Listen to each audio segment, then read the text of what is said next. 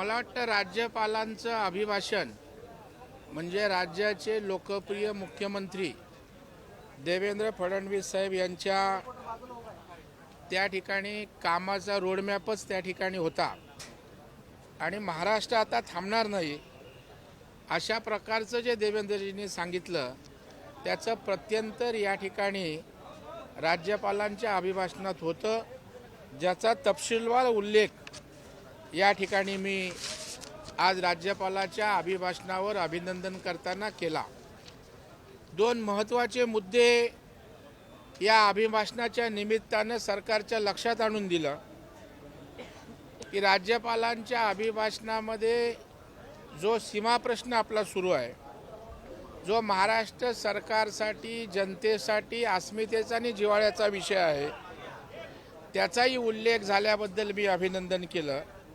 परंतु कर्नाटकमध्ये ज्या पद्धतीनं मराठी भाषिकांचा अपमान, त्या ठिकाणी एसटीच्या संदर्भात जे काही मारहाण तोडफोड होते, या संदर्भात मी कर्नाटक सरकारचा निषेधसुद्धा या सभागृहात त्या ठिकाणी केला आणि कर्नाटक सरकारची दादागिरी खपवून घेतली जाणार नाही अशा प्रकारचा संदेश जाण्याची आवश्यकता आहे, तीही मागणी सरकारकडे या निमित्तानं मी केली। कॉमस्कोर नुसार आता isakal.com आहे देशातील नंबर 1 ची मराठी न्यूज वेबसाईट। प्रत्येक अपडेटसाठी isakal.com ला नक्की भेट द्या। आणि दुसरा एक अत्यंत वादाचा विषय जो तेलंगणाच्या बॉर्डरवर जिवती नावाचा तालुका आहे, त्या ठिकाणच्या 14 गावांचा आहे, तो मुद्दा मी मांडला की वन नेशन वन रेशन अशा प्रकारचा जो कायदा आहे त्या आधारे त्या 14 गावांमध्ये सरकारनं सांगितलं तुम्हाला महाराष्ट्राची रेशन कार्ड मिळणार नाहीत।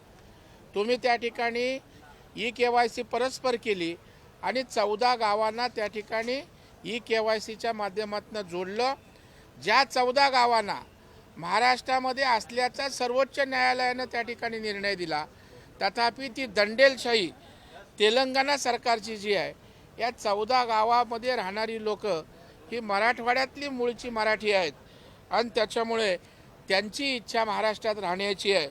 तर त्याही संदर्भात तेलंगणा सरकार जर त्या ठिकाणी अशा पद्धतीने दादागिरी करणार असेल तर तातडीनं आपल्या सरकारनं पावलं उचलावी म्हणून मागणी केली।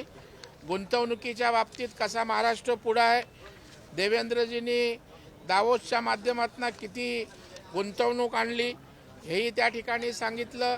मुख्यमंत्री युवा कार्यच्या माध्यमातून किती रोजगार उपलब्ध होतोय तेही या ठिकाणी सांगितलं। आणि सगळ्यात एक महत्त्वाचा मुद्दा जो महाराष्ट्राच्या अस्मितेशी निगडीत आहे की मराठी भाषेला अभिजात भाषा देण्याचा जो केंद्र सरकारनं 3 ऑक्टोबर 2024ला निर्णय घेतला आणि त्यामुळं मराठी माणसाचा, मराठी भाषेचा, महाराष्ट्राचा सन्मान त्या ठिकाणी झालेला आहे। आणि म्हणून देशाचे पंतप्रधान नरेंद्र मोदी साहेब, गृहमंत्री अमित भाई शाह आणि राज्याचे मुख्यमंत्री सन्माननीय देवेंद्र फडणवीस साहेब यांचं सुद्धा अभिनंदन सभागृहात या निमित्तानं या ठिकाणी केलं। कारण आता संस्कृत, कन्नड, तेलुगू, मल्याळम, त्या ठिकाणची ओडिया, बंगाली, पाली आणि प्राकृत या 7 भाषांमध्ये आपली माय मराठी आज त्या ठिकाणी जाऊन बसणार आहे त्यांच्या पंक्तीत आणि त्यामुळे मराठीचा प्रचार प्रसार करण्यासाठी सरकार उपाययोजना करत आहे, त्याचाही गौरव या ठिकाणी केला। आणि शेवटच्या काही सूचना या निमित्तानं मराठी भाषेच्या निमित्तानं मी राज्य सरकारला केल्यात की महाराष्ट्रात व्यवहाराची भाषा ही मराठीच असली पाहिजे। याकरता काय करायचं याचा आराखडा मराठी भाषा विभागानं तयार करावा ही मागणी मी केली। दुसरं शिक्षण, प्रशासन, न्यायदान, उद्योग व्यवसाय, माहिती तंत्रज्ञान, सेवा क्षेत्र यामध्ये मराठी भाषेचाच वापर होईल या उपाययोजना करण्याची मागणी केली।